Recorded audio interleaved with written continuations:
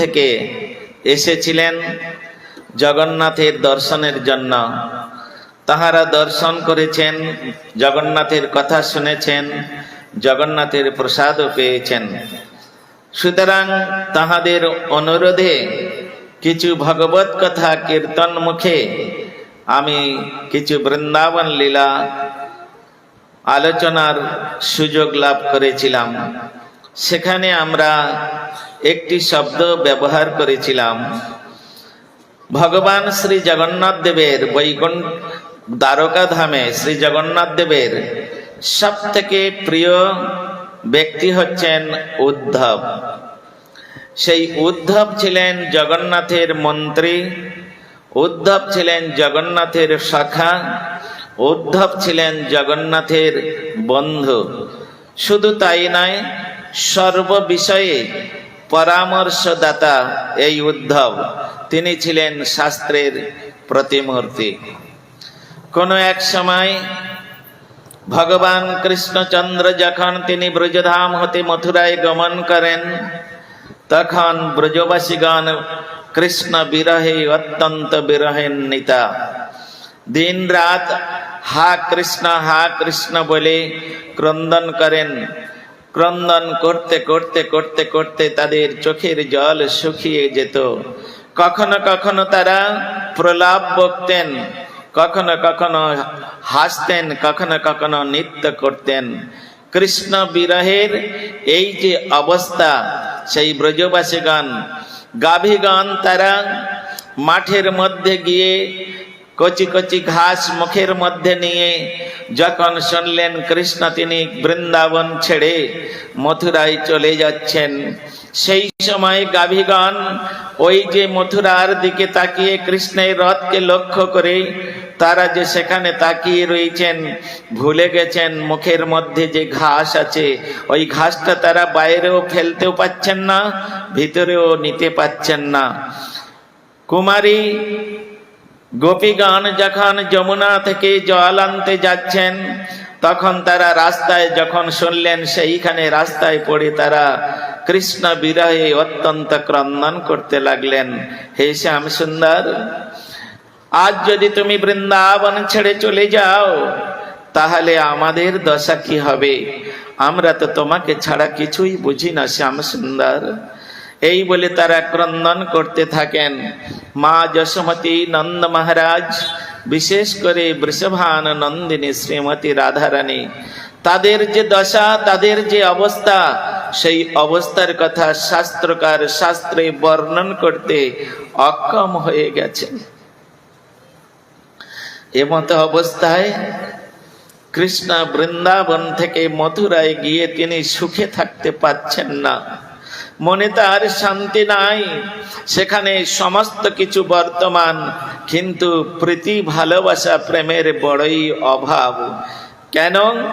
এই বৃন্দাবন বাসিনীগণ যেভাবে শ্যামসুন্দরকে প্রীতি ভালোবাসার দ্বারাই আপ্লুত করেছিলেন, মনে হয় মথুরা বাসিনীগণ তদ্রূপ তাহাকে সেবা করতে অক্ষম হয়ে যাচ্ছেন। তাই আজকের শ্যামসুন্দরের বৃন্দাবনের কথা বার মনে পড়ছে। একদিন তিনি ওই যমুনার তীরে এসে, যেখানে বিশ্রাম ঘাট, কংসকে বধ করার পরে যেখানে তিনি বিশ্রাম করেছিলেন, সেই স্থানে এসে বৃন্দাবনের দিকে তাকিয়ে আর তিনি অত্যন্ত ক্রন্দন করছেন। এমন সময় প্রিয় শাখা উদ্ধব সারা মথুরা ভ্রমণ করতে করতে যখন কৃষ্ণকে অন্বেষণ করতে করতে খুঁজে পেলেন না, তখন তিনি যমুনার কিনারে এসে বিশ্রাম ঘাটে এসে কৃষ্ণকে দেখতে পেলেন, কিন্তু করুণ অবস্থায়। তিনি অত্যন্ত ব্যথিত, দুঃখিত। তিনি যেন কত মর্মাহত, কাহাদের জন্য যেন তিনি অত্যন্ত বিরহান্বিত হয়ে তিনি চোখের জল, চোখের অশ্রু বিসর্জন করছেন। ঘন ঘন দীর্ঘশ্বাস নিচ্ছেন আর মনে মনে তিনি প্রার্থনা করছেন, কোথায় আমার নন্দ মহারাজ, আমার পিতা নন্দ মহারাজ তিনি কোথায়? কোথায় আমার স্নেহময়ী মা যশোমতী? কোথায় প্রাণেশ্বরী শ্রীমতী রাধারানী?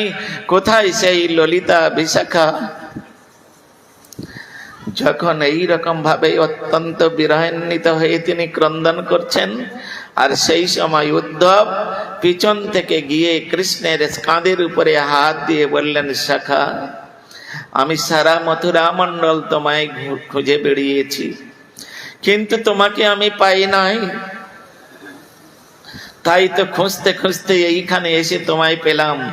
কিন্তু যখন কৃষ্ণ একটু অনুভব করলেন যে তার প্রিয় সখা উদ্ধব তার কাঁধে এসে হাত দিয়েছে, কৃষ্ণ তখন সেই অন্তরের যে কান্না তিনি আর চেপে রাখতে পারলেন না। তিনি তখন একদম জোরে জোরে ফুঁপিয়ে ফুঁপিয়ে কাঁদতে কাঁদতে তখন উদ্ধবের হাত দুটো ধরেছেন। উদ্ধবের হাত দুটো ধরে বলছেন, উদ্ধব গচ্ছন ব্রজৌ সৌম, হে উদ্ধব, আমি তোমায় একটা কথা কি বলতে পারি? তুমি কি আমার একটা কথা রাখবে? উদ্ধব বললেন, সখা, তোমার জন্য আমি সব কিছু করতে পারি, বলো না আমায় কি করতে হবে? উদ্ধব, উদ্ধব, তোমাকে একবার ব্রজ যেতে হবে, বৃন্দাবনে যেতে হবে। বৃন্দাবনে?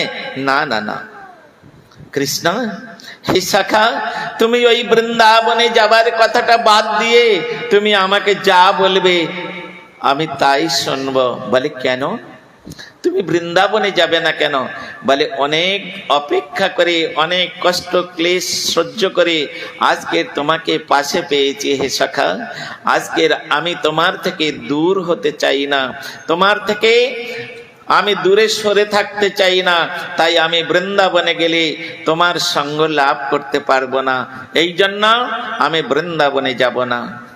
কৃষ্ণ তখন কাঁদতে কাঁদতে বললেন, উদ্ধব, উদ্ধব, এই যে তুমি মথুরা মণ্ডলে আমার সান্নিধ্য লাভ করেছো, এই যে তুমি আমার পাশে বসে কত রকম কথা শুনছো, কথা বলছো, আমাকে দর্শন করছো, আমাকে স্পর্শ করছো, এর দ্বারাই তুমি যে ফল লাভ করছো, আর তুমি যদি বৃন্দাবনে গিয়ে আমার সঙ্গ লাভ করতে পারো তাহলে কোটি গুণ ফল তুমি বেশি লাভ করতে পারবে। এই জন্য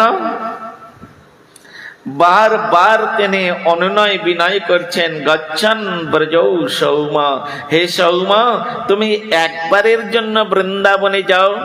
কৃষ্ণ কেন এত তাকে পেড়াপিড়ি করছে বৃন্দাবনে যাবার জন্য?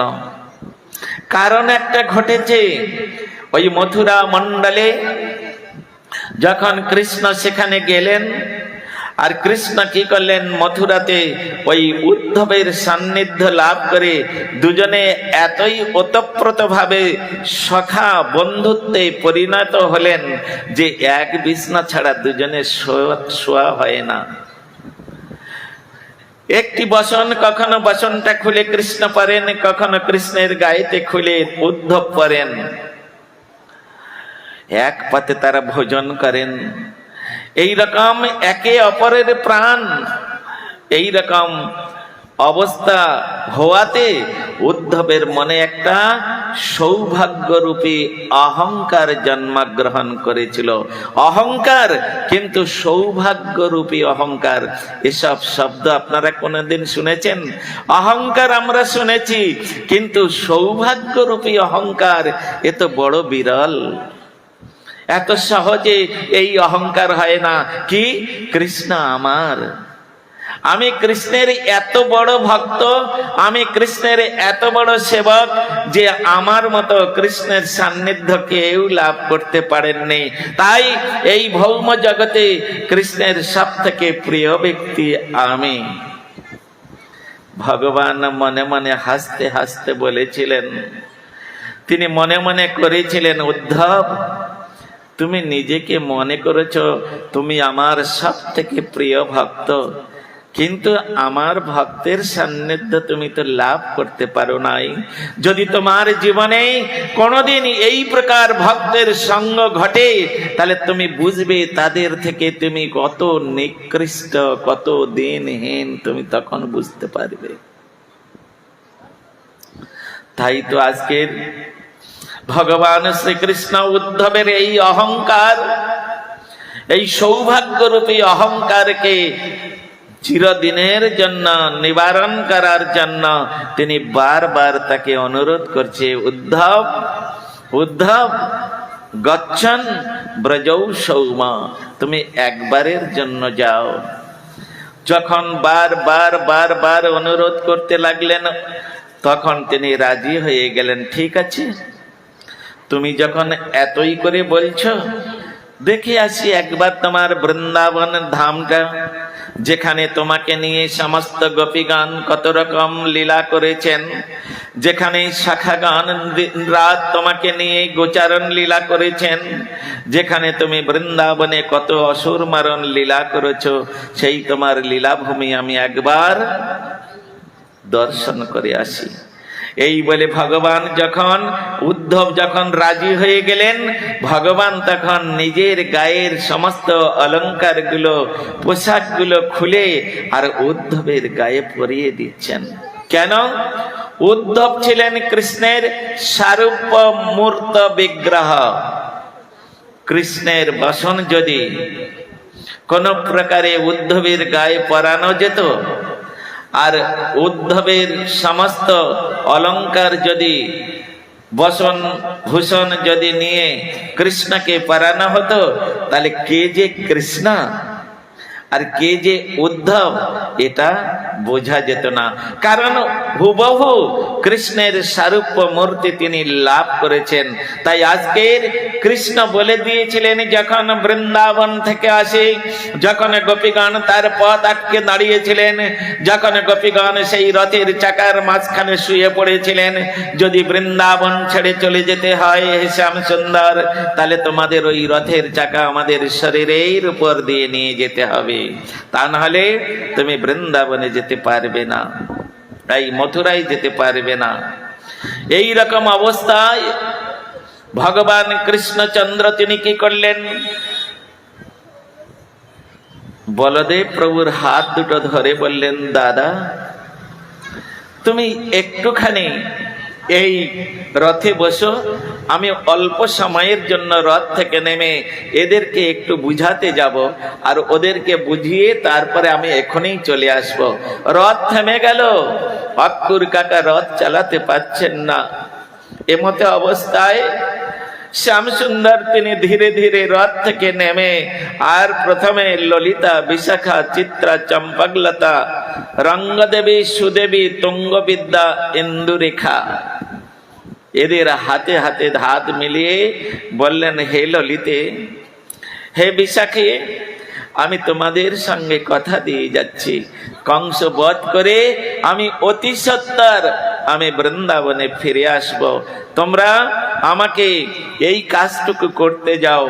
এই বলে অনেক করে বুঝিয়ে তারপরে সেখানে, কিন্তু অনুমতি পেলেও দূরে লক্ষ্য করে দেখলেন বৃষভান নন্দিনী তিনি রাস্তার উপরে এমন ভাবে শয়ন করে আছেন, আর কৃষ্ণ বিরহে তার শরীরের মধ্যে একদম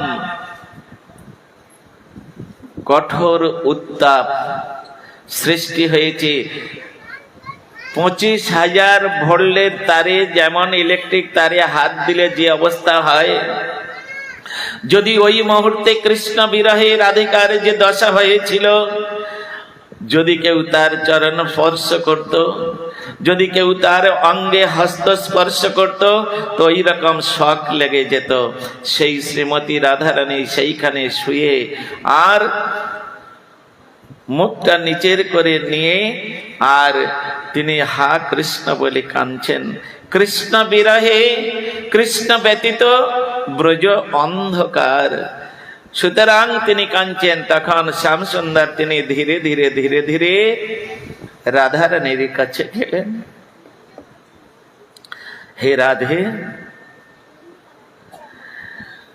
তুমি যদি এই রকম কান্নাকাটি করো, তাহলে যে লীলা করার জন্য আমি এই জগতে এসেছি, আমার যে লীলা করা হবে না। বলে, কি লীলা করতে এসেছো তুমি শ্যামসুন্দর? কি লীলা করতে এসেছো? বলে, কেন, আমি তো বলেই রেখেছি ইতিপূর্বে, যদা যদা হি ধর্মস্য ভবতির্ভারত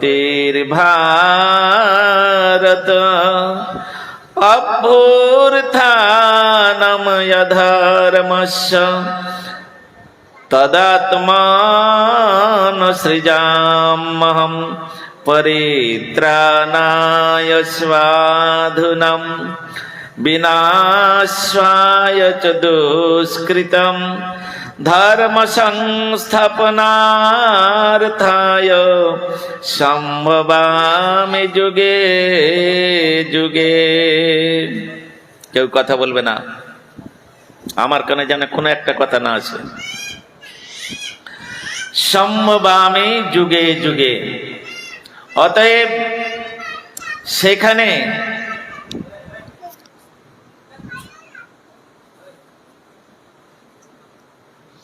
সেখানে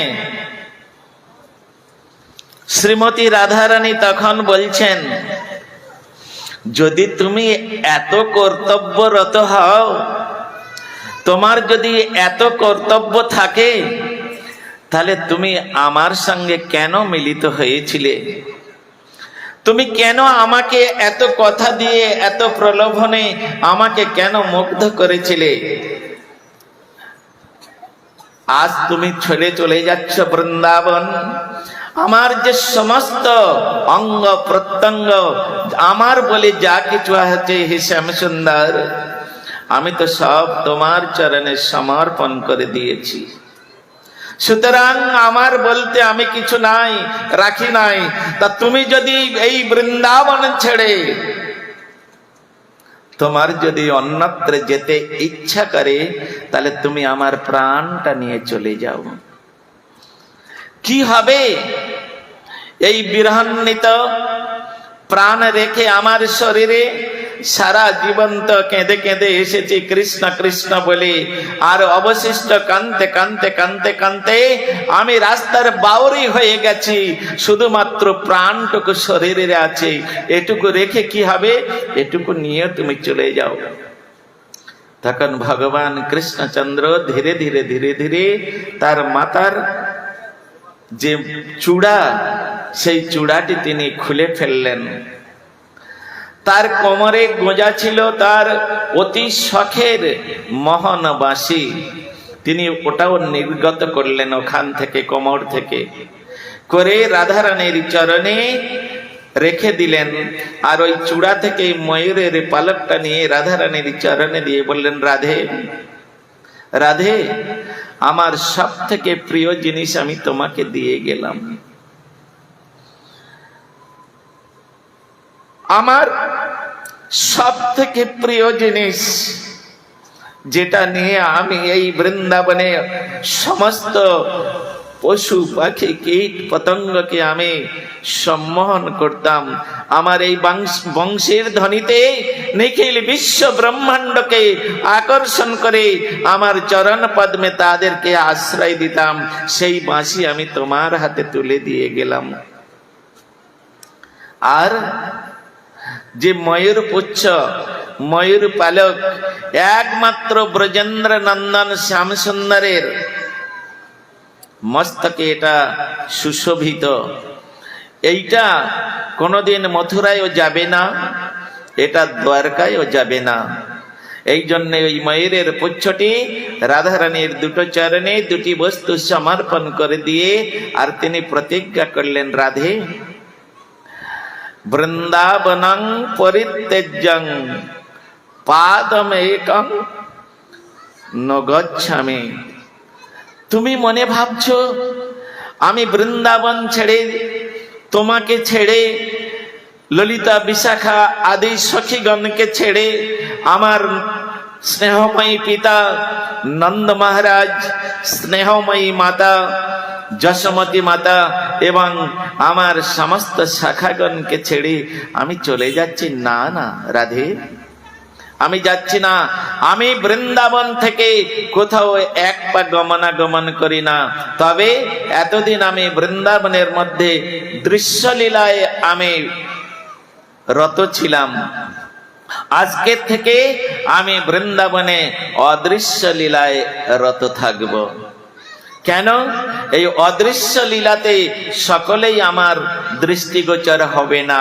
যে অত্যন্ত মর্মাহত, একমাত্র যে আমাতেই ধন মন তন জীবন যৌবন সবকিছু সমর্পণ করে দিয়ে তার নিজের বলে কিছু রাখেনি, তিনি একমাত্র এই বৃন্দাবনে আমাকেই দর্শন করবেন। এতদ ব্যতীত আর কেউ দর্শন করতে পারবে না। নিতাই গৌর। এই জন্য তিনি ওই তার প্রিয় দুটি বস্তু রাধারানীর চরণে সমর্পণ করে দিয়ে আর তিনি তার কাছে প্রতিজ্ঞা করলেন, রাধে আমি তোমাকে কথা দিচ্ছি, রাধা ছাড়া কৃষ্ণ কখনো থাকতে পারে না, আর কৃষ্ণ ছাড়া রাধারানী কোনোদিন থাকতে পারে না। দুজনেই অতঃপ্রত সম্বন্ধ। এই জন্য আমি তোমায় কথা দিচ্ছি, তুমি যখন যেখানেই তুমি যে অবস্থায় আমাকে দেখতে চাইবে, তুমি সেই স্থানেতে আমায় দর্শন পাবে। অতএব তুমি হয়ে থাকো আজ থেকে কৃষ্ণময়ী রাধা। আজকের থেকে আমি তোমার একটা নতুন নামকরণ করলাম। কি? আজকের থেকে তুমি কৃষ্ণময়ী রাধা। এবার তো তুমি আমায় বিদায় দেবে। বললেন, আর একটু অপেক্ষা করো শ্যামসুন্দর। কেন? আর কি চাও? বলে, তোমার জন্য কাঁদতে কাঁদতে কাঁদতে কাঁদতে আমার তো জীবন চলেই গেল, আর কটা দিন বা বাঁচবো। তা আমার একটি আবেদন,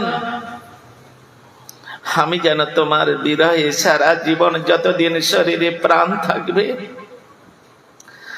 আমি যেন কৃষ্ণ কৃষ্ণ বলে কাঁদতে কাঁদতে আমার শেষ নিঃশ্বাস আমি ত্যাগ করতে পারি। শুধু আমাকে এই আশীর্বাদটুকু তুমি করে যাও। ভগবান শ্যামসুন্দর রাধারানীর এই প্রকার কথা শুনে তখন তিনি কি করলেন? নিজের গলবস্ত্রের দ্বারা তিনি রাধারানীর চোখের জল মুছিয়ে দিয়ে আর রাধারানীর দুটো হাত ধরে বললেন, রাধে আজকের আমি তোমার কাছে একটি প্রার্থী, আমি তোমার কাছে কিছু চাই, কিছু পেতে চাই, তোমার কাছে আমি কিছু ভিক্ষা চাচ্ছি। বলে, কি ভিক্ষা চাও শ্যামসুন্দর?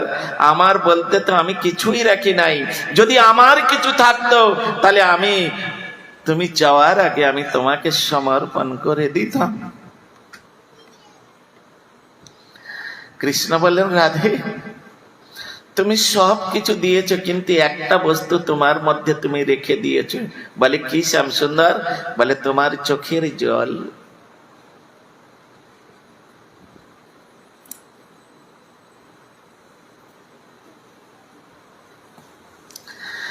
তাই তো আজ শ্যামসুন্দর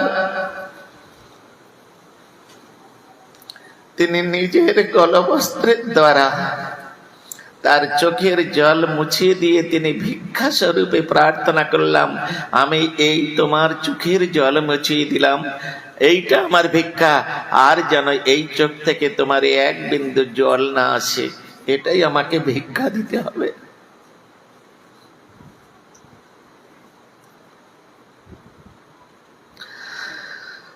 রাধারানী বললেন, ঠিক আছে শ্যামসুন্দর, এতেই তুমি খুশি, এতেই তুমি আনন্দিত? আমার কষ্ট হবে খুব, কিন্তু আমার কষ্ট হলেও তুমি যদি আনন্দ পাও, আমার চোখ থেকে এক ফোঁটা জল আর না পড়ুক, তাহলে তুমি এই যে জল মুছিয়ে দিলে আর দ্বিতীয়বার আমার চোখে আর জল আসবে না, তাতে আমার যতই কষ্ট হোক। যখন এই রকম কথা দিলেন, বলেন এবার তো আমাকে বিদায় দেবে রাধে, তখন তিনি কি করলেন, বলেন ঠিক আছে, একবারের মতো, শেষবারের মতো আমি তোমার চরণে একবার প্রণাম করে নেই, শেষবারের মতো তোমার চরণে একবার প্রণাম করে নেই। এই বলে রাধারানী, তিনি কৃষ্ণ দাঁড়িয়ে পড়লেন, আর রাধারানী তিনি মস্তক নিচু করে ভূমিষ্ঠ হয়ে প্রণাম করছেন, আর কৃষ্ণ তিনি অদৃশ্য হয়ে গেলেন, অদৃশ্য হয়ে গেলেন।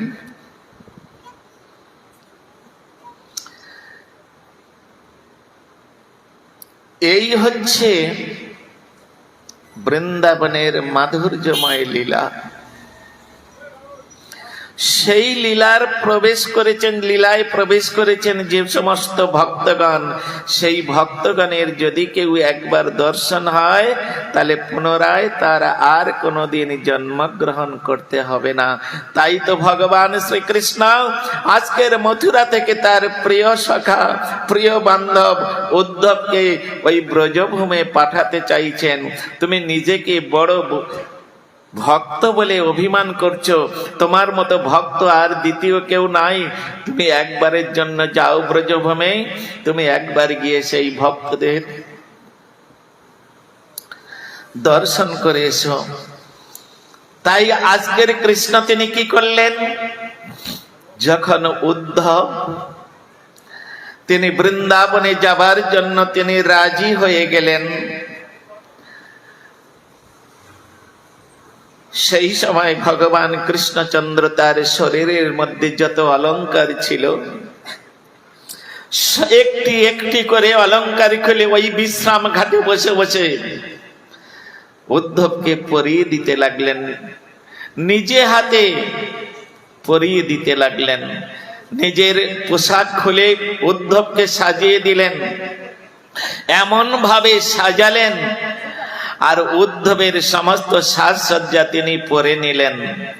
মনে হলো উদ্ধবই কৃষ্ণ আর কৃষ্ণই উদ্ধব।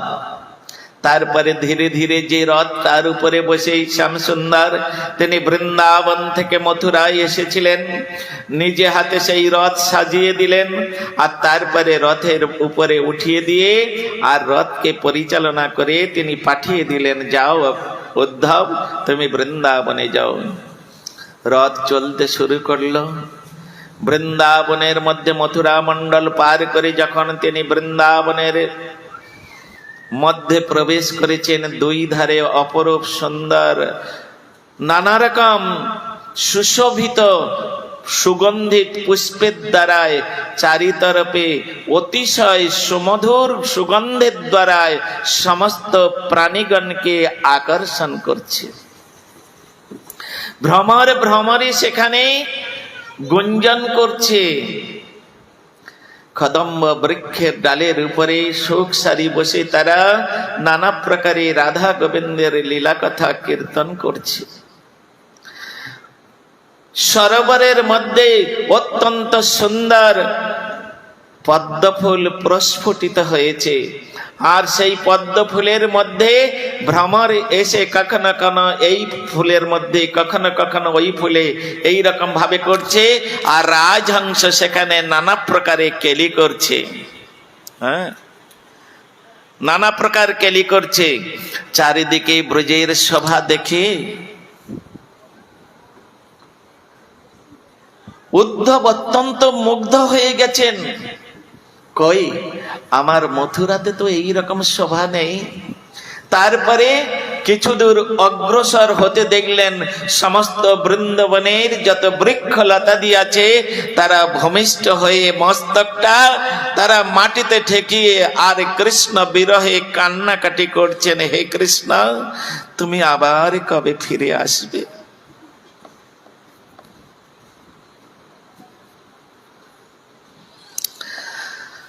আবার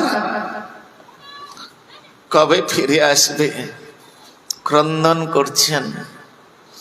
মানুষ তো ক্রন্দন করবেই, যেখানে কৃষ্ণ বিরহে সমস্ত পশু পাখি কীট পতঙ্গ এবং বৃক্ষাদি যারা এই রকম ভূলুণ্ঠিত হয়ে তারা ক্রন্দন করে, সেই ধামের কথা কেউ কি একবার স্বপ্নে ভাবতে পারবে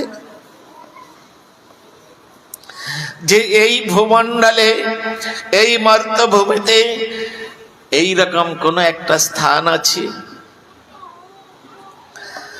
তাই তো মহাপ্রভু তিনি এই কলিযুগে তিনি রাধা কৃষ্ণের রূপ নিয়ে, রাধা কৃষ্ণ মিলিত বিগ্রহ তনু তিনি এই জগতে এসে ওই শ্রীমতী রাধা রানী যে হা কৃষ্ণ বলে কাঁদতেন, এই কান্নার মধ্যে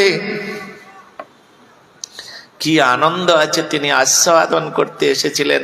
তাই তো কৃষ্ণদাস কবিরাজ গোস্বামী প্রভু তিনি চৈতন্য চরিতামৃতের মধ্যে লিখেছেন, শ্রী রাধা প্রণয়ে মহিমা কীদৃশ বা নৈবা সাদ্য জনাদ্ভুত মধুরিমা কীদৃশ ব্যতিলোভাৎ তদ্ভবাড্ড সমজনি শচিগর্ভ সিন্ধু হরি ইন্দু। শ্রীমতী রাধারানীর কৃষ্ণ বিরহে যে ক্রন্দন, হা কৃষ্ণ বলে তিনি সারা জীবন ক্রন্দন করেছেন, এই ক্রন্দনের মধ্যে কি আনন্দ আছে, আমি ওই আনন্দ আস্বাদন করব। তাই তো ভগবান তিনি এই কলিযুগে রাধা কৃষ্ণ মিলিত তনু শ্রী গৌরাঙ্গ রূপ ধারণ করে তিনি এই জগতে এসে এই সংকীর্তনের প্রবর্তক চৈতন্য মহাপ্রভু তিনি আজ থেকে 539 বৎসর পূর্বে তিনি এই বাংলার বুকে শ্রীধাম নবদ্বীপে সুরধনী গঙ্গার তীরে জগন্নাথ মিশ্রের গৃহে শচী মাতার গর্ভে তিনি আবির্ভূত হয়েছিলেন। তিনি আবির্ভূত হয়ে কৃষ্ণ বলে কি আনন্দ আছে, কৃষ্ণ নামে কি আনন্দ হয়, কৃষ্ণ বললে কত সুখ পাওয়া যায়।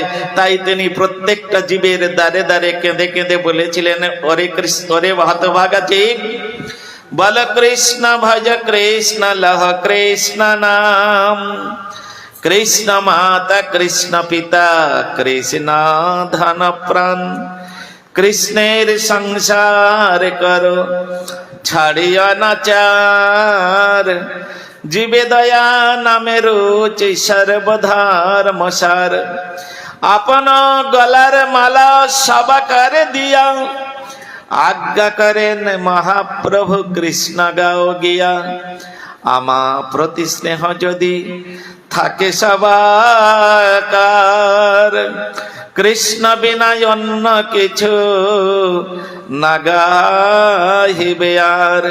এইরকম চৈতন্য মহাপ্রভু যখন এই জগতে এসেছিলেন তখন তিনি ওই কৃষ্ণ নামের বন্যায়, কৃষ্ণ প্রেমের বন্যায় তিনি শান্তিপুর ডুবুডুবি নদে ভেসে যায়, আকাশ বাতাস মুখরিত করি তিনি কৃষ্ণ প্রেমের বন্যায় একদম ভাসিয়ে দিয়েছিলেন। তাই তো আমাদের কবিরাজ গোস্বামী প্রভু তার লেখনের মধ্যে তিনি লিখেছেন, চৈতন্য অবতারে বহে প্রেমামৃত বন্যা, এই বন্যায় যে ডুবিল সেই জীব ধন্য, এই বন্যায় যে না ডুবে সেই জীব ছাড়, কোটি কোটি জন্মে তার নাহি গো উদ্ধার। তাই আজকের উদ্ধব তিনি বৃন্দাবনের মধ্যে প্রবেশ করার সঙ্গে সঙ্গে তার নয়ন গোচর হলো এমন সুন্দর দৃশ্য, ন ভূত ন ভবিষ্যতি। কেন? কিরকম? ভগবানের অপ্রাকৃত দিব্য মাধুর্যময় লীলাস্থলীকে স্বয়ং লক্ষ্মী দেবী, স্বয়ং বৃন্দা দেবী তারা অত্যন্ত সুসজ্জিত করে রেখেছিলেন। তাই আমাদের মহামুনি বেদব্যাস শ্রীমদ্ ভাগবত দশম স্কন্ধ 31 অধ্যায়ের প্রথম শ্লোকে বলছেন, জয়তি তেধিকং জন্মনা ব্রজ শ্রয়ত ইন্দিরা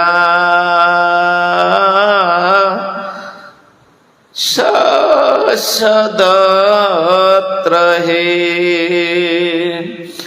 দ্বৈত দৃক্ষতাম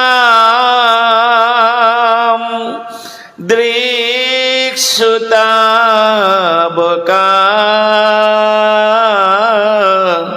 ত্রয়ী ধৃতা সব স্তং বিচিন্নতে ত্রয়ী ধৃতা সব স্তং বিচিন্নতে। সুখদেব গোস্বামী পাদ পরীক্ষিত মহারাজকে শোনাচ্ছেন, হে পরীক্ষিত মহারাজ, বৃন্দাবনের মধ্যে যখন উদ্ধব এই রকম হ্রদ নিয়ে প্রবেশ করলেন, সেই সময় তিনি চারিদিকে কৃষ্ণ কৃষ্ণ কৃষ্ণ শব্দ শুনতে পেলেন। উপরে তাকাচ্ছেন, বৃক্ষগণ তারা কৃষ্ণ কৃষ্ণ বলে ক্রন্দন করছেন। নিচের দিকে যখন তাকান তখন বৃন্দাবনের ধূলিগণ তারা কৃষ্ণ কৃষ্ণ বলে ক্রন্দন করেন। যখন বাঁ পাশে তাকান তখন তারা দেখেন নানা রকম গাভীগণ তারা কৃষ্ণ কৃষ্ণ বলে ক্রন্দন করছেন। ডান দিকের দিকে তাকিয়ে দেখেন সমস্ত শাখাগণ তারা কৃষ্ণ বিরহে অত্যন্ত বিরহান্বিত হয়ে তারা কৃষ্ণ কৃষ্ণ বলে ক্রন্দন করছেন। এই রকম 10 দিক আকাশ পাতালে মুখরিত করে কৃষ্ণ কৃষ্ণ শব্দে সারা বৃন্দাবন মুখরিত, সারা বৃন্দাবন মুখরিত হয়ে গেছে। যেদিকে তাকাচ্ছেন, যেদিকে কান পাচ্ছেন, সেদিকে কৃষ্ণ কৃষ্ণ শব্দ ছাড়া উদ্ধবের কর্ণে আর কিছু প্রবেশ করছে না। উদ্ধব যেন কোথায় ভেসে নিজেকে ভাসিয়ে দিয়ে আত্মহারা হয়ে গেলেন।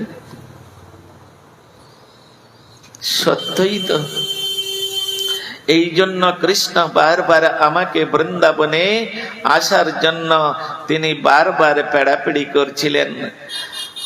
আমি এতই অহংকারী, আমি নিজেকে কত ভক্ত শ্রেষ্ঠ বলে জগতের কাছে আমি সম্মানিত হয়েছি, কিন্তু না না, কোথায় কোথায় আমি ভক্ত? আমি যে এই বৃন্দাবনের একটা বালুকা, একটি বৃক্ষ লতা, তাদের কাছ থেকে অত্যন্ত হেনদেন, তাদের কাছ থেকে অতি নিকৃষ্ট আমি। হ্যাঁ, না না, এইরকম কৃষ্ণ বলে কানতে তো আমি কোনোদিন পারি নাই।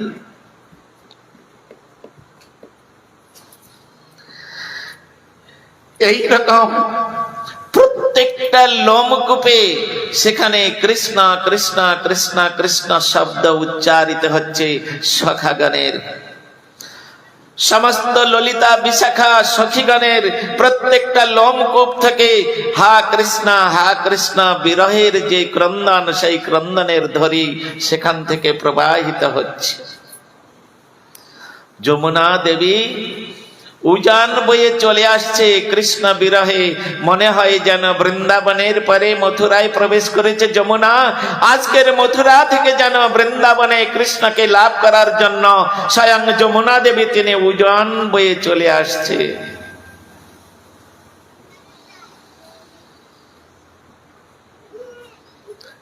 এই রকম ভাবে যখন উদ্ধব ধীরে ধীরে রথটা নিয়ে বৃন্দাবনের ঠিক মধ্যভাগে একটি স্থান আছে, আপনারা যারা বৃন্দাবনে গিয়েছেন, যেখানে নন্দ মহারাজের বাড়ি, সেটার নাম হচ্ছে নন্দগাঁও। সেই নন্দগাঁও থেকে 2 কিলোমিটার দূরে একটি স্থান আছে, যার নাম আজও পর্যন্ত একদম স্বর্ণাক্ষরে সেখানে প্রকাশিত আছে, উদ্ধব কেয়ারি, যেখানে উদ্ধবের রথ এসে থেমে গিয়েছিল। আর তিনি রথে উঠে থাকতে পাচ্ছেন না, তিনি অত্যন্ত লজ্জিত হয়ে যাচ্ছেন, তিনি অত্যন্ত নিজেকে ঘৃণিত মনে করছেন। এই সমস্ত ভক্তের সামনে, এই সমস্ত ভক্তদের কাছে আমি রথে উঠে যাব? হে উদ্ধব, তোমার জীবনে ঠিক, তুমি এখনো পর্যন্ত রথের উপরে বসে আছো। তাই তো রথ ওখানে তিনি থামিয়ে দিলেন। আর থামিয়ে দিয়ে তিনি রথ থেকে নেমে তিনি তখন পদব্রজে চলতে লাগলেন। যখন তিনি ওই কৃষ্ণের চরণ স্পর্শিত যে বালুকণা, সেই বালুকণার উপরে তিনি যখন পা রাখলেন, তার সর্বাঙ্গে পুলকিত হতে লাগলো, আনন্দে শিহরিত হতে লাগলো। কই মথুরা মণ্ডলে এতদিন তিনি বাস করেছেন, এতদিন তিনি সেখানে ছিলেন, কোনোদিন তার এই প্রকার অবস্থা তো হয় নাই। তিনি যেন আনন্দ সাগরে এমন ভাবে উদ্বেলিত হতে লাগলেন। তাই ধীরে ধীরে সেই আনন্দ আস্বাদন করতে করতে করতে করতে তিনি নন্দালয়ে প্রবেশ করলেন।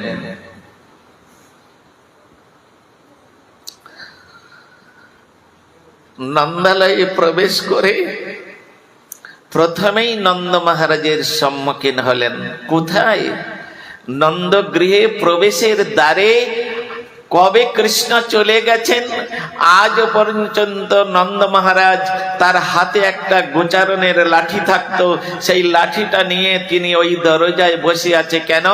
এই দরজা দিয়ে আমার কৃষ্ণ যখন মথুরায় যাবেন, এই কৃষ্ণ এই দরজা দিয়ে বসে গেছেন আর বলে বেরিয়ে গেছেন, আর তিনি যাবার সময় বলে গেছে আমি আবার ফিরে আসব। তাই কৃষ্ণ ফিরে এলে তাকে নিয়ে তবে আবার গৃহের মধ্যে প্রবেশ করবে।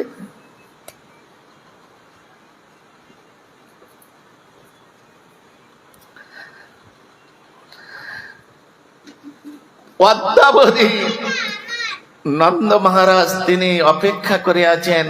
প্রতিদিন তিনি রাস্তার দিকে তাকিয়ে তাকিয়ে দেখেন আজকের নিশ্চয়ই আমার কৃষ্ণ আসবেন, আর কৃষ্ণ যতক্ষণ না আসবে আমি জল স্পর্শ করব না, তাকে আগে খাইয়ে তবে আমি খাবো। সে যতক্ষণ না ভক্ষণ করবে আমি কিছু ভক্ষণ করব না। ওই মতো অবস্থায় সেই দরজার গায়ে এইরকম হেলান দিয়ে আর তিনি কখনো তাকাচ্ছেন কৃষ্ণ আসছেন কিনা দেখছেন, আরে কখনো কখনো চোখ বন্ধ করে নিয়ে ঝরঝর করে কৃষ্ণের জন্য ক্রন্দন করছেন। ধীরে ধীরে ধীরে ধীরে তিনি উদ্ধব তিনি গিয়ে কি করলেন, নন্দ মহারাজের চরণ স্পর্শ করে তিনি প্রণাম করলেন। কেন? সখার পিতা নিজের পিতার তুল্য, অর্থাৎ কৃষ্ণের পিতা মানে আমারও পিতা, আমি তার সখা, প্রিয় সখা, তাহলে আমারও পিতা। তাই তিনি প্রণাম করলেন। যেমন চরণে হাত দিয়েছেন তিনি চমকে উঠেছেন, উঠে তাকিয়ে দেখলেন অভিন্ন কৃষ্ণ স্বরূপ, কিন্তু তার চিনতে বিন্দু মাত্র ভুল হয় নাই। এ যে কৃষ্ণ নয় এ কথা চেনার এ ব্যাপারে তার বিন্দু মাত্র ভুল হয়নি। তিনি কৃষ্ণ বলে কখনো তাকে জড়িয়ে ধরেনি। তিনি তখন সম্বোধন করলেন, এসো উদ্ধব, এসো,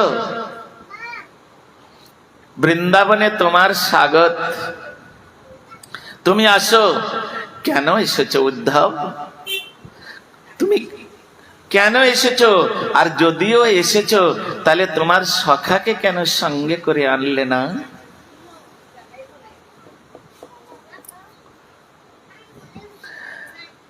সখাকে কেন সঙ্গ করে আনলে না? এই বলতে বলতে নন্দ মহারাজ দেখছেন উদ্ধব তো একা এসেছে, কৃষ্ণ তো আসেনি, ঝরঝর করে কাঁদতে লাগলেন। তখন উদ্ধব বলছেন, মহারাজ আপনি কৃষ্ণের জন্য এত কেন কাঁদছেন?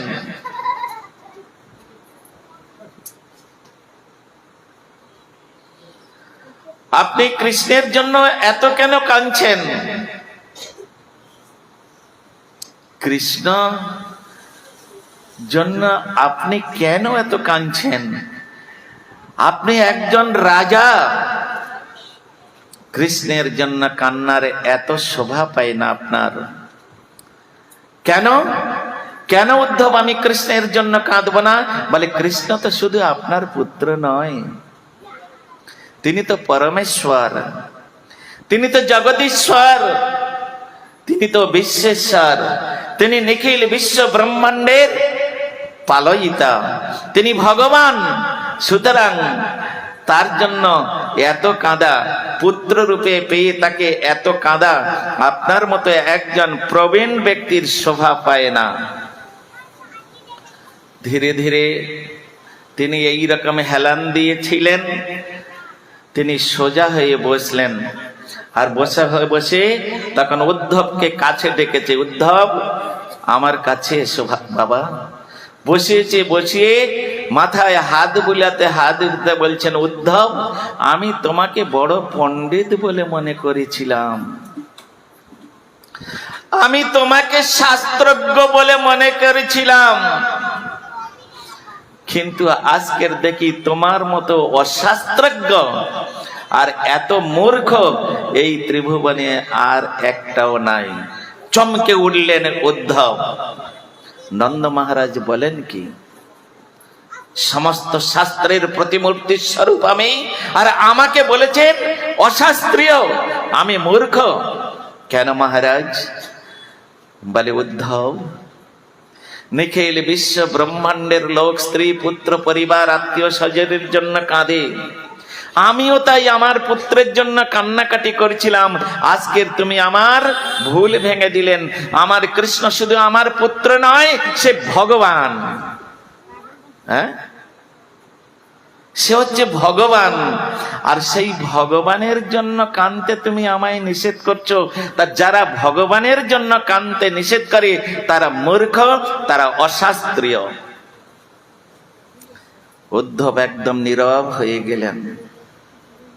তাই তো জগতের লোক আত্মীয় স্বজন পুত্র পরিবারের জন্য কান্নাকাটি করে, ভগবানের জন্য কেউ কাঁদতে জানে না, কাঁদতে শেখেনি। আর নন্দ মহারাজ ভগবানের জন্য কাঁদছে, আমি তাকে নিষেধ করলাম। না না উদ্ধব, তুমি খুব ভুল করে ফেললে, তুমি মূর্খতার পরিচয় দিয়ে ফেলে। কই নন্দ মহারাজ তো গোয়ালা, তার তো অত লেখাপড়া নাই, কিন্তু তাদের এত তীক্ষ্ণ ভাবনা, তাদের এমন অন্তরে তীক্ষ্ণ বুদ্ধি, তীক্ষ্ণ ভক্তি, সেই ভক্তির প্রভাবে সমস্ত বিদ্যা ম্লান হয়ে যায়।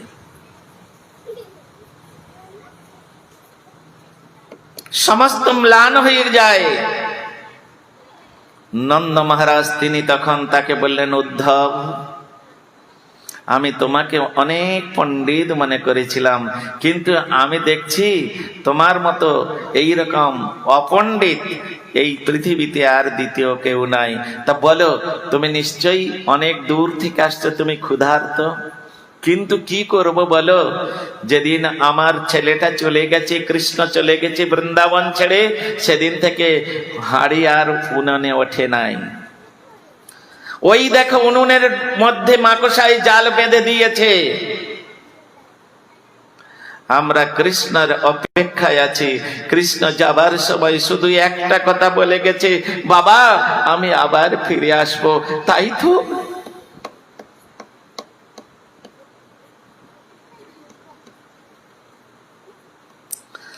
সে কবে ফিরে আসবে?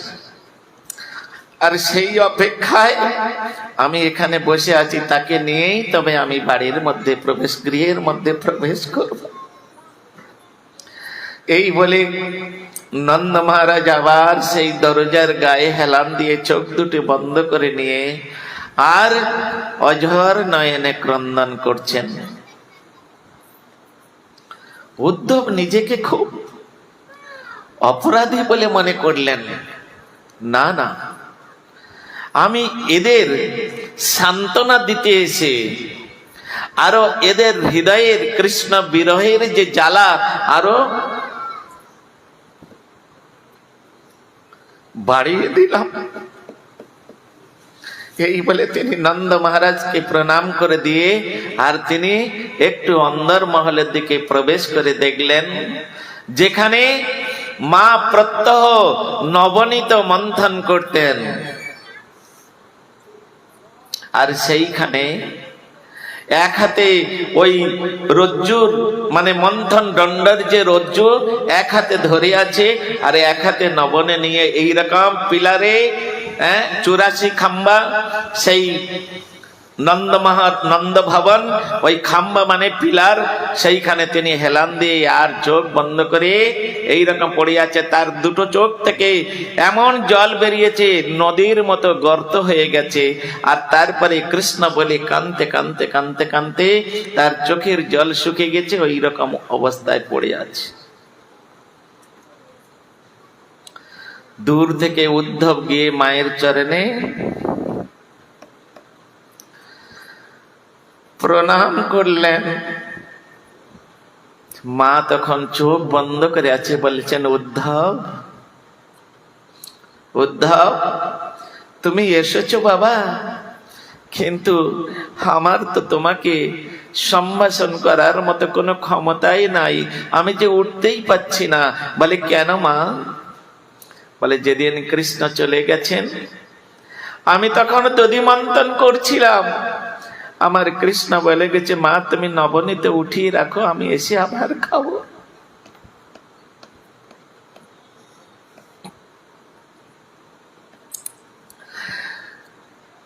এই দেখো উদ্ধব, আমি তার জন্য মাখন নিয়ে এখনো পর্যন্ত বসে আছি।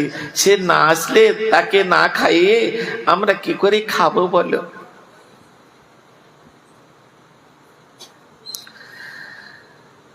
বৃন্দাবনে কিরকম মাধুর্য রস, মাধুর্য প্রেম ভগবান গোপীদের কাছ থেকে আস্বাদন করেছে। দেখুন উদ্ধব যত এগুলো দেখছে নিজেকে অত্যন্ত ছোট দিনহীন মনে হচ্ছে।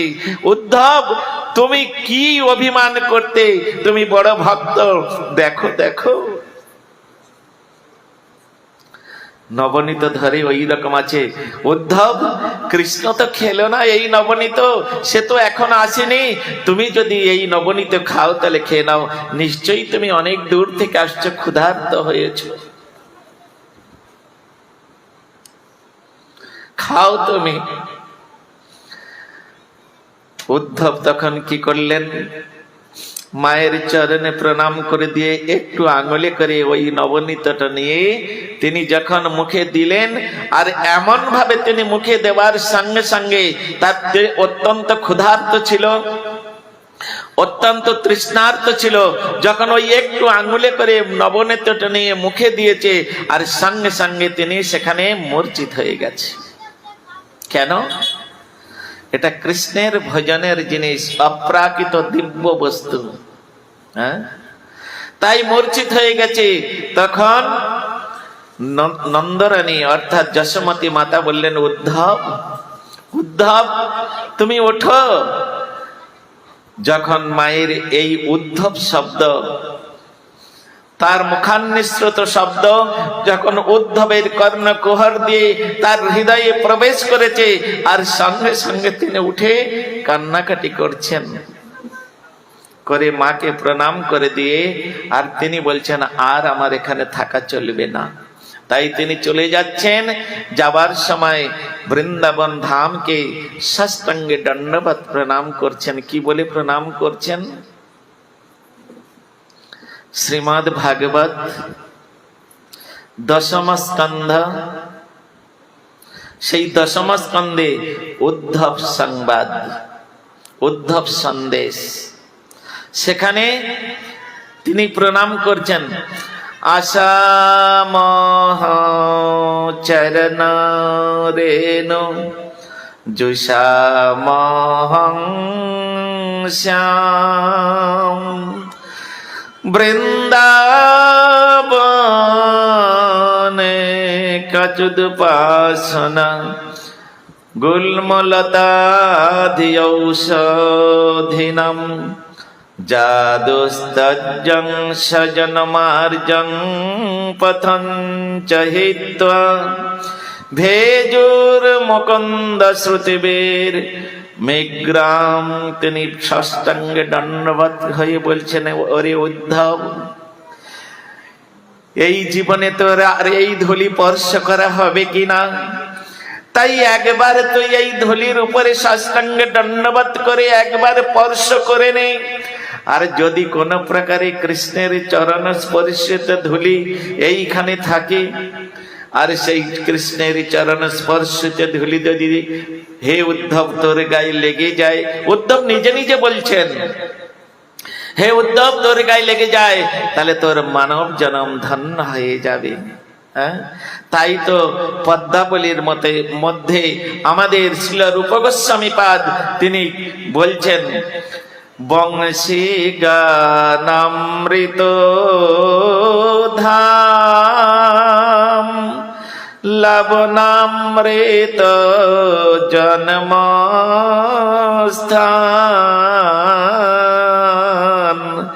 যে না হরে এ দুটি নয়নে,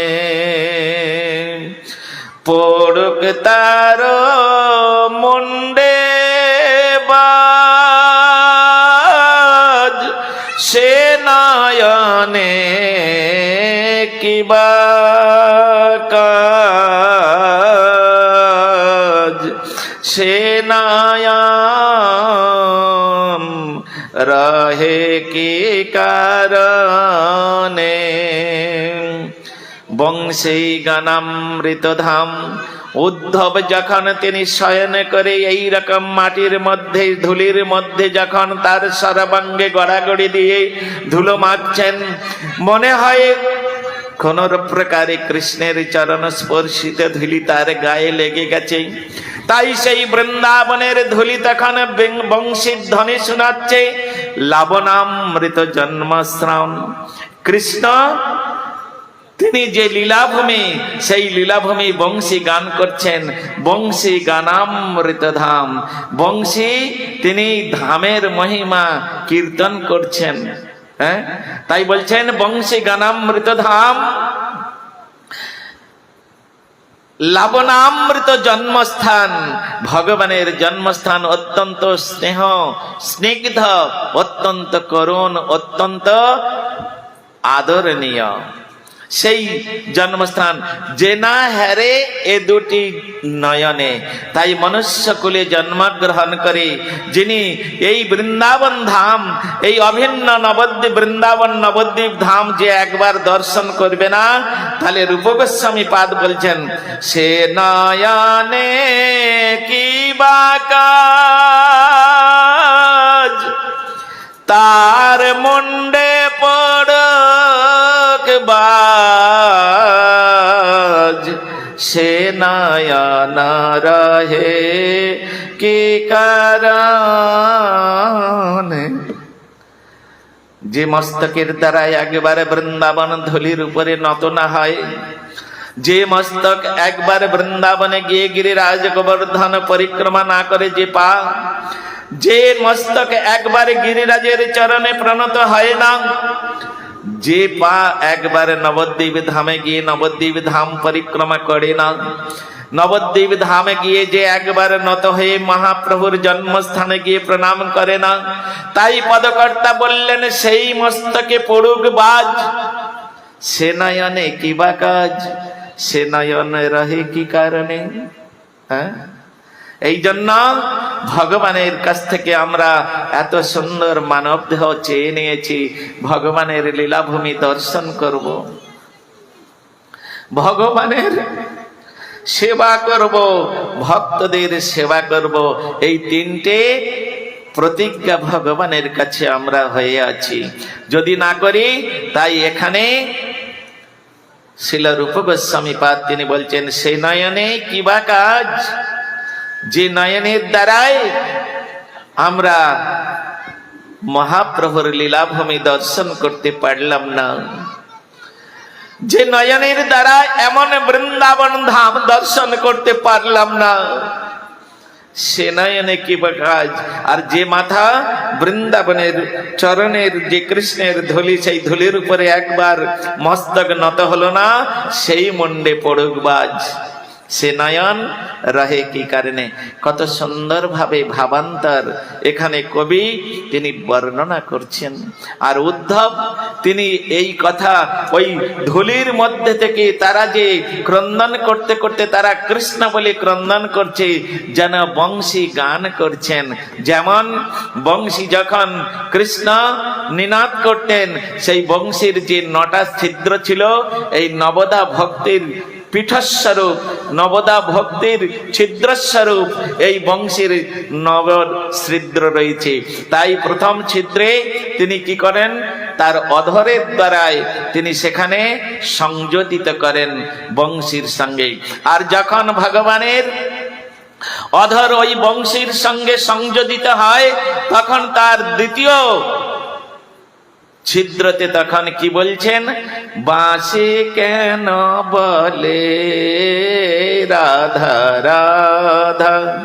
দ্বিতীয় ছিদ্রে যখন তিনি আঙ্গুল উঠিয়ে নেয়, তখন দ্বিতীয় ছিদ্রে তখন রাধা রাধা শব্দে, রা মানে রা শব্দের অর্থ হচ্ছে, রা শব্দের অর্থ হচ্ছে রা উচ্চারণ মাত্রেণ হৃদয়ং সর্ব পাপ বিনশ্যতি। রাধা উচ্চারণ করবেন, পুরো রাধা উচ্চারণ করতে হবে না, রা উচ্চারণ মাত্রেণ সর্ব পাপ বিনশ্যতি। ব্যাস, হৃদয়ে যত জন্ম জন্মান্তরের পাপ ছিল, রা উচ্চারণ মাত্রেণ সমস্ত ধুলোর মতো উড়ে চলে গেল। তাহলে ওটাতে শূন্য হয়ে গেল। তারপরে শব্দটা কি আছে, ধা মানে স্থাপন করা। কি সেখানে ওই হৃদয় সিংহাসনের সঙ্গে সঙ্গে কি হলো, কৃষ্ণ প্রেম স্থাপয়তি, সেখানে কৃষ্ণ প্রেম এসে স্থাপন করলেন। এই জন্যে রাধা স্বয়ং কৃষ্ণ কখনো কখনো তিনি এক সময় মহাপাপ করে ফেলেছিলেন। বৃন্দাবনে একটা অরিষ্টাসুর নামে ষাঁড়কে তিনি আছাড় দিয়ে মেরে দিয়েছিলেন। গোপীগণ বলেছিলেন, কৃষ্ণ, হিন্দু শাস্ত্রে গোবধ নিষেধ আছে হিন্দুদের, তুমি সেই গোবধ করেছো, তুমি হচ্ছে অস্পৃশ্য হয়ে গেছো, তোমাকে আর আমরা স্পর্শ করব না, তোমার সঙ্গে আমাদের আর কোনো সম্বন্ধ নেই।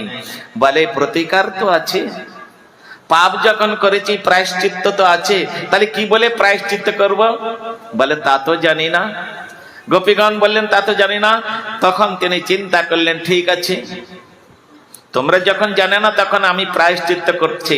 তখন তিনি নিজে হাতে তালি দিয়ে তখন তিনি বললেন, মম নাম সতে নৈব রাধা নাম সদুত্তমম যস্মরেত সদা রাধং নো জানে তস্য কিং ফলম। কি বললেন? মম নাম সতে নৈব। ভগবান কৃষ্ণচন্দ্র তিনি বলছেন, যাহারা আমার নাম শত শতবার উচ্চারণ করে তারা যে ফল লাভ করে, তিনি যদি একবার রাধা নাম উচ্চারণ করে তাহলে কৃষ্ণ নিজেই বলছেন, ন জানে তস্য কিং ফলম যস্মরেত সদা রাধাং। যিনি সেই রাধা নাম নিরন্তর জপ করতে থাকে তার যে কি ফল হবে ওটা আমার জানা নাই। তাই রাধা রানীর নাম কৃষ্ণ স্বয়ং হাতে তালি দিয়ে তিনি করতে আরম্ভ করছেন, রাধে রাধে রাধে জয় জয় জয় শ্রী রাধে। সকলে হাতে তালি দিয়ে, যে হাতে তালি দিবে না আমার মনে হয় ভগবান পরের জন্মে তারা হাত দিবে না। এই জন্য সকলে খুব সুন্দর করে হাতে তালি দিয়ে বলুন, রাধে রাধে রাধে জয় জয় জয় শ্রী রাধে রাধে রাধে রাধে রাধে রাধে জয় জয় জয় শ্রী রাধে রাধে রাধে রাধে জয় জয় জয় শ্রী রাধে রাধে রাধে রাধে জয় জয় জয় শ্রী রাধে রাধে রাধে রাধে জয় জয় জয় শ্রী রাধে রাধে রাধে রাধে জয় জয় জয় শ্রী রাধে রাধে রাধে রাধে জয় জয় জয় শ্রী। हमारो धन राधा श्री राधा श्री राधा, हमारो धन राधा श्री राधा श्री राधा, हमारो धन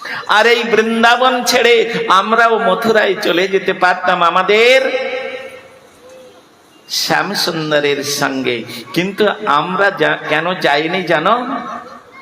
বলে কেন না, বলছেন বৃন্দাবন সমস্থানং কৃষ্ণ প্রেম সম প্রেম, বৃন্দাবন সম নাস্তি বৃন্দাবন মম জীবনম নিতাই গৌরে প্রেমানন্দে। সেই বৃন্দাবনের সমস্ত পশু পাখি কীট পতঙ্গ বৃক্ষ লতাদি তারা বলছেন ওরে উদ্ধব, এই বৃন্দাবনের মতো স্থান ত্রিভুবনে নাই, যাহা নিত্য লীলা করেন আমার কৃষ্ণ গোসাই। হ্যাঁ, নবদ্বীপ হেমনধাম ত্রিভুবনে নাই, যাহা নিত্য লীলা করেন আমার চৈতন্য গোসাই। নবদ্বীপ হেনধাম ত্রিভুবনে নাই, বৃন্দাবনে হেনধাম ত্রিভুবনে নাই। যখন মহাপ্রভু তিনি সন্ন্যাস গ্রহণ করে যখন বৃন্দাবন থেকে তিনি দক্ষিণ ভারতে গিয়েছিলেন, আর সেই স্থানে গোদাবরী নদীর তীরে রায় রামানন্দের সঙ্গে তার মিলন হয়েছিল।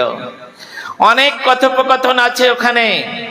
লাস্টে রায় রামানন্দকে মহাপ্রভু জিজ্ঞাসা করেছিলেন, বলো তো রামানন্দ, স্থানের মধ্যে কোন স্থান সর্বশ্রেষ্ঠ? আর মনুষ্য জীবনের যে জীবন, যে বয়স, সেই বয়সের মধ্যে সর্বশ্রেষ্ঠ কোন বয়সটি? দ্বাদশটি যে রস আছে, সেই রসের মধ্যে সব থেকে কোন রস শ্রেষ্ঠ? আর কি না আমাদের আরাধ্য কি? এই কথা যখন তো বললাম, তিনি তখন বলেছিলেন বৃন্দাবন সমস্থানং পুরী মধু পুরী বরা বয় কৈশয়াদ্বয়েব আদ্বয়েব পররস। কি বললেন তিনি?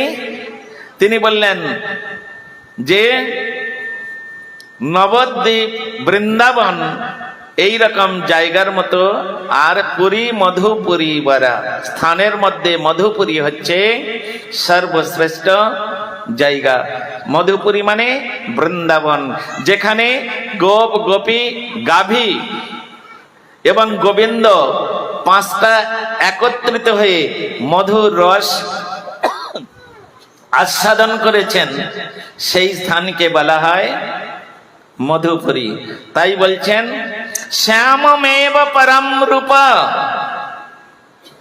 রূপের মধ্যে সর্বশ্রেষ্ঠ হচ্ছে শ্যাম সুন্দর রূপ। তাই তো আমার শ্রীমতী রাধারানী ললিতা দেবীর গলা জড়িয়ে ধরে কাঁদতে কাঁদতে বলেছিলেন, সখী রে কেবা শোনাইল শ্যাম নাম, কানের ভিতর দিয়া মরমে পোষিলাগো, আকুলাকো রিলা মরে প্রাণ। শ্রীমতী রাধারানী কৃষ্ণ বিরহে, কৃষ্ণ যখন মথুরায় চলে গেলেন, বৃন্দাবনের ধুলির উপরে শুয়ে শুয়ে ক্রন্দন করতে করতে ললিতা দেবী বিশাখা দেবীকে বলেছিলেন, কি বলেছিলেন? মরে বাম রিব সখী আমি নিশ্চয় মরিব, কানো হেন গুণনে ধে কারে দিয়ে যাব। কৃষ্ণ বিরহে মনে হয় আমি আর বেশি দিন বাঁচব না। কৃষ্ণ বিরহে আমাকে প্রাণ ত্যাগ করতে হবে, কিন্তু কানু হেন গুণনিধি, এই কানু হেন গুণনিধিকে আমি কার হাতে সমর্পণ করব? তখন তিনি বলেছিলেন, যদি আমি কৃষ্ণ বিরহে মরে যাই হে সখীগণ, যদি আমি কৃষ্ণ বিরহে মরে যাই, তাহলে আমার এই দেহটা তোরা যেন কোনো অন্যায় ভাবে কোনো জায়গায় রাখিস না। বলে কোথায় রাখবো সখী? মরিলে তুলিয়া রেখো কদম্বের তমালের ডালে। বলে তমালে বড়ই ভালোবাসে, আমার কৃষ্ণ কালো তমাল কালো, তাই তো তমাল ভালোবাসে। হে ললিতা, হে বিশাখা, যদি কৃষ্ণ বিরহে কৃষ্ণ বলে কানতে কানতে আমার প্রাণটা চলে যায়, তাহলে তোরা কি করবি জানিস? এই কৃষ্ণ বিরহে প্রাণহীন দেহটা নিয়ে তোরা তমাল গাছের ডালে ঝুলিয়ে রাখবি। কেন? ওই তমাল গাছটা হচ্ছে আমার কৃষ্ণের রঙের সাদৃশ্য রয়েছে তমাল গাছের সঙ্গে। কৃষ্ণ কালো, তমাল কালো, তাই তো তমাল ভালোবাসি। আমার এই শরীরটা নিয়ে তমাল গাছে ঝুলিয়ে রাখিস। কত সুন্দর লীলা! এই সমস্ত লীলাগুলো উদ্ধব চারিদিকে সমস্ত সুখ সারি তারা এইরকম ভাবে গাছের ডালে ডালে একে অপরের সঙ্গে অন্যায় ব্যতিরেক ভাবে তারা নানা রকম রাধা গোবিন্দের লীলা সেখানে প্রকাশ করছে। ময়ূর ময়ূরী তারা নানা প্রকারের নৃত্যের দ্বারা তারা রাধা গোবিন্দের লীলা সেখানে প্রকাশ করছে।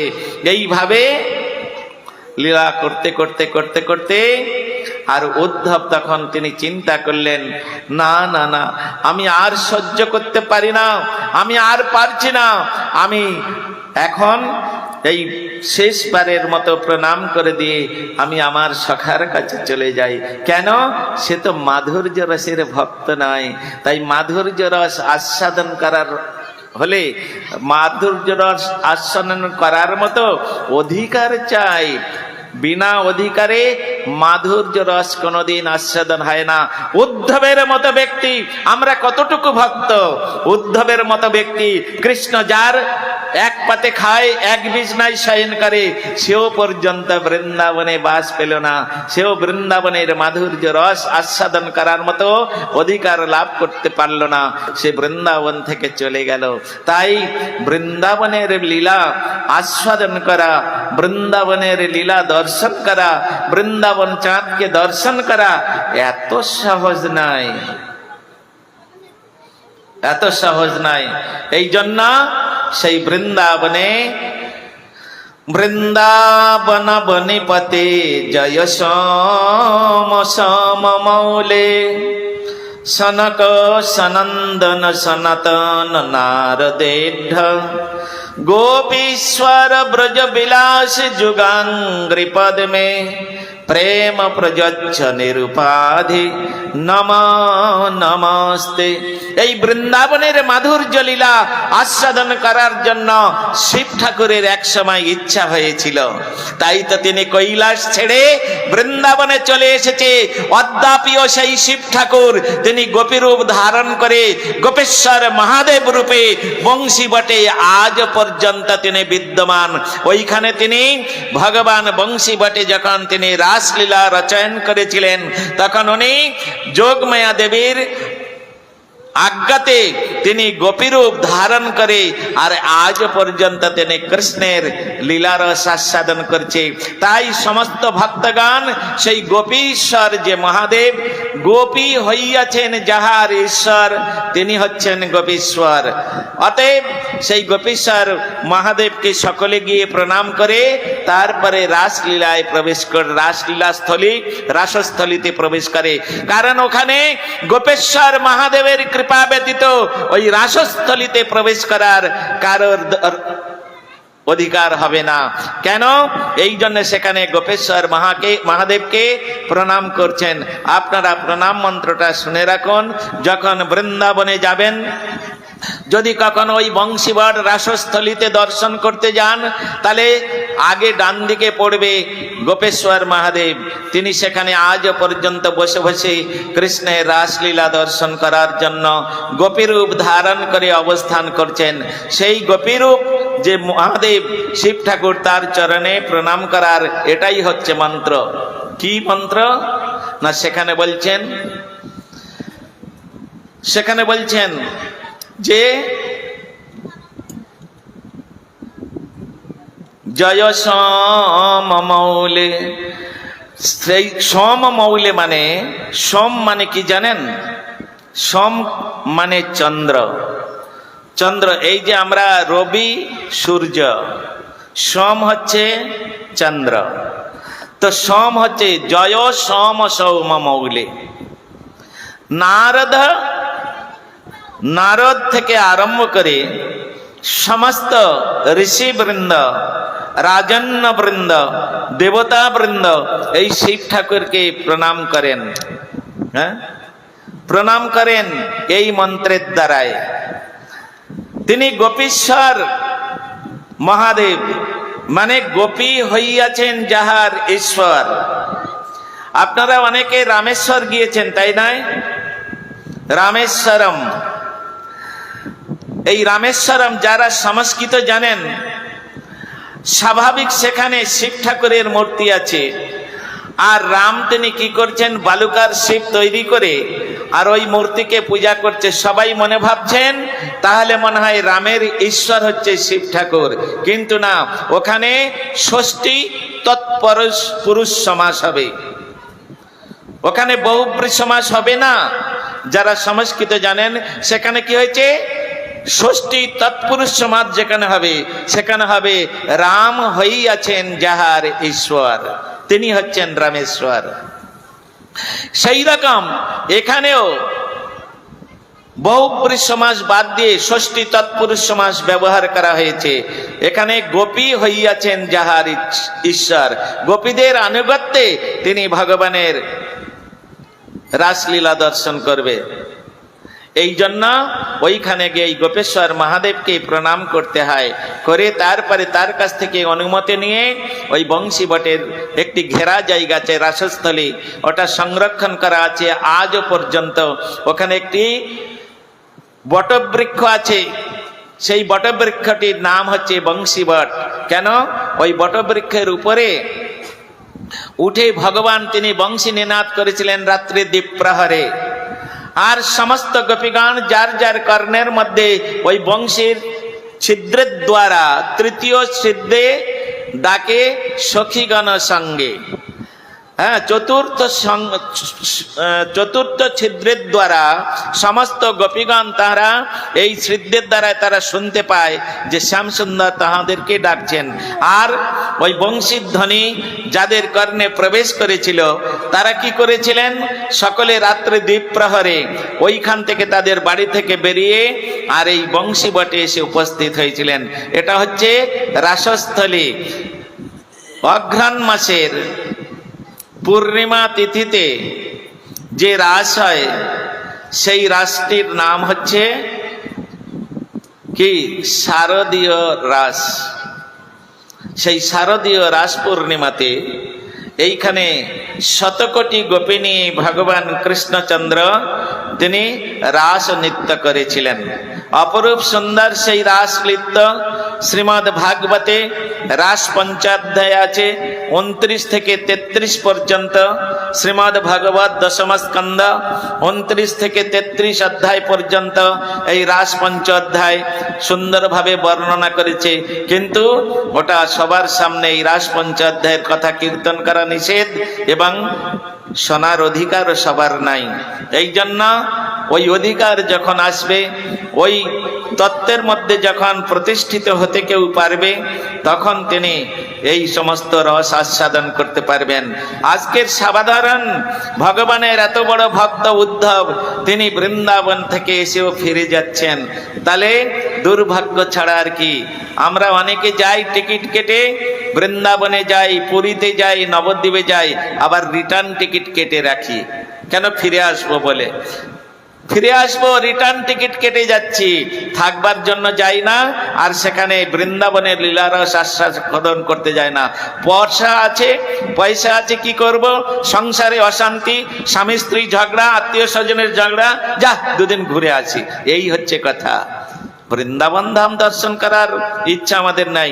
এই জন্য আমি গত পরশ্ব বলেছিলাম, যারা পুরী ধামে যায় জগন্নাথ দেবকে দর্শন করতে, আমি তাদেরকে প্রশ্ন করব, আপনি যে জগন্নাথ ধামে গেলেন, পুরী ধামে গেলেন জগন্নাথ দর্শন করতে, তা বাবা আপনি কতক্ষণ জগন্নাথ মন্দিরে ছিলেন আর কতক্ষণ সমুদ্রের তীরে ছিলেন?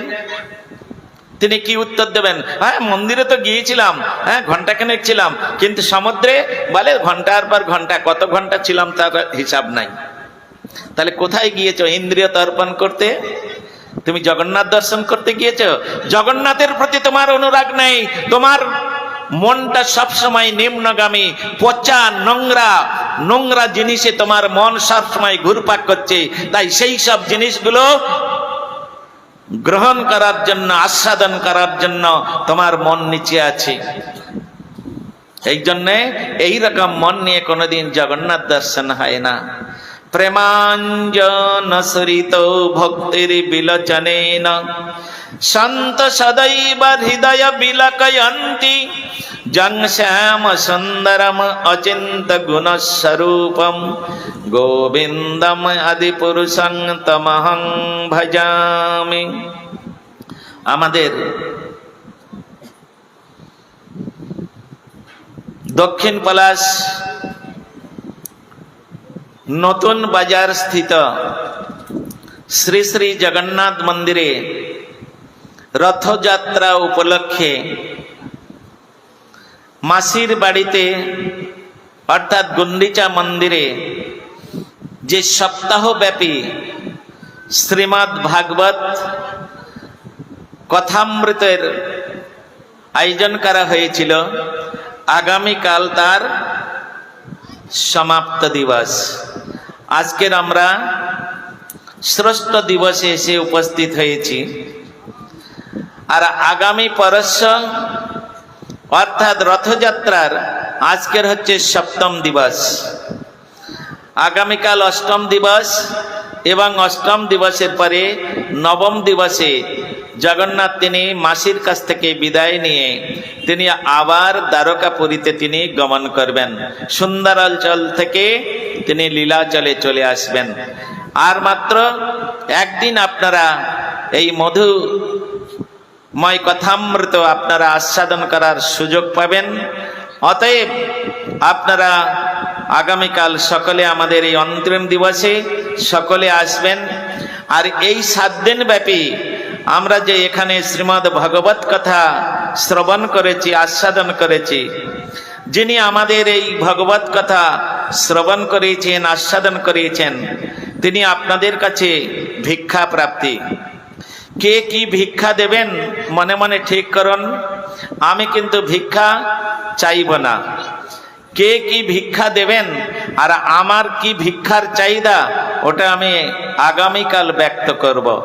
আমি দেখব এতদিন এই 6 দিন যাবৎ আপনারা ভগবানের কথা শ্রবণ করে কার কিরকম প্রবৃত্তি হয়েছেন, কে কিরকম মনটাকে তৈরি করেছেন আমাকে ভিক্ষা দেওয়ার জন্য। আমি কালকে দেখব কে কি ভিক্ষা আমার জন্য নিয়ে আসেন। আর আজকের সময় আমাদের টাইম ইজ পাস, অতএব আমরা এখানে আজকের হরিকথামৃতের বিশ্রাম দিচ্ছি। এখন আমাদের জগন্নাথের আরতি হবে, সন্ধ্যাকালীন আরতি। আপনারা আরতি দর্শন করার পরে তারপরে তুলসী মানসে পরিক্রমা করে প্রতিদিনের ন্যায় প্রসাদের ব্যবস্থা রয়েছে, হাতে হাতে সকলে প্রসাদ নিয়ে যাবেন। অত্যন্ত সুস্বাদু প্রসাদ জগন্নাথের আজকের মাসির বাড়ির। আর এই মাসির বাড়ির প্রসাদ একদিন আপনারা পাবেন, তারপরে 1 বছর অপেক্ষা করতে হবে এই মাসির বাড়ির প্রসাদের জন্য। কারণ ওই সুন্দরাচলের রান্না আর লীলাচলের রান্না আকাশ পাতাল তফাৎ। কারণ ওইখানে রান্না করেন সমস্ত পাণ্ডাগণ, তারা হচ্ছে মেসোমশাইয়ের সব দলবল, হ্যাঁ, আর গুন্ডিচা মন্দিরে রান্না করেন মাসির দলবল। আচ্ছা, ছেলেদের থেকে মেয়েদের হাতের রান্না সুস্বাদু হয় কিনা বলুন তো? হ্যাঁ, আর ছেলেদের থেকে মায়েদের স্নেহ প্রীতি ভালোবাসা পুত্র কন্যার প্রতি বেশি। তা আজকের জগন্নাথ হচ্ছে গুন্ডিচা দেবীর পুত্র সমান, আর জগন্নাথ দেব গুন্ডিচা দেবীকে মাসি বলে সম্বোধন করেন। এই জন্য স্নেহ প্রীতি ভালোবাসাটা তো একটু বেশি পাবে, এই জন্য সেখানে প্রসাদের টেস্টও বেশি, বুঝলেন? তা আজকের আমাদের এখানে যে জগন্নাথের প্রসাদের আয়োজন করেছেন, অত্যন্ত সুন্দর সুস্বাদু প্রসাদ। আর সেই প্রসাদ আমাদের এই নতুন বাজার স্থিত কোন জনৈক ভক্তদ্বয় তাহারা এই প্রসাদের ব্যবস্থা করেছেন। আমি নাম বললাম না। হ্যাঁ, জগন্নাথ তিনি জানেন, আমি জানি, জগন্নাথের কয়েকজন সেবক জানে, বলদেব প্রভু জানে। এর মধ্যে সীমাবদ্ধ থাকাই ভালো, কারণ তিনি নাম চায় না, জগন্নাথের সেবা করে। এই জন্য তাহার ইচ্ছার বিরুদ্ধে আমরা যেতে চাই না। কিন্তু জগন্নাথের চরণে একটি নিবেদন, চৈতন্য চরিতামৃতের মধ্যে একটি কথা আছে, প্রতিষ্ঠার ভয়ে পুরি যান পলাইয়া, প্রতিষ্ঠার স্বভাব সঙ্গে যায় গড়াইয়া। মাধবেন্দ্র পরিপাত তিনি গোপীনাথ তার জন্য ক্ষীর চুরি করেছেন, অতএব নাম হয়েছেন ক্ষীরচোরা হরি। সেই ক্ষীর চুরি করেছেন, তার জন্য মাধবেন্দ্র পরিপাত তিনি রেমুনা ছেড়ে চলে গেলেন। আর গোপীনাথ তিনি রেমুনায় সমস্ত ভক্তদের স্বপ্ন দিয়ে দিলেন, আমার পরম ভক্ত যার জন্য আমি ক্ষীর চুরি করেছি, সেই ক্ষীরচোরা গোপীনাথ তিনি স্বপ্ন দিয়েছেন জগন্নাথ দেবকে।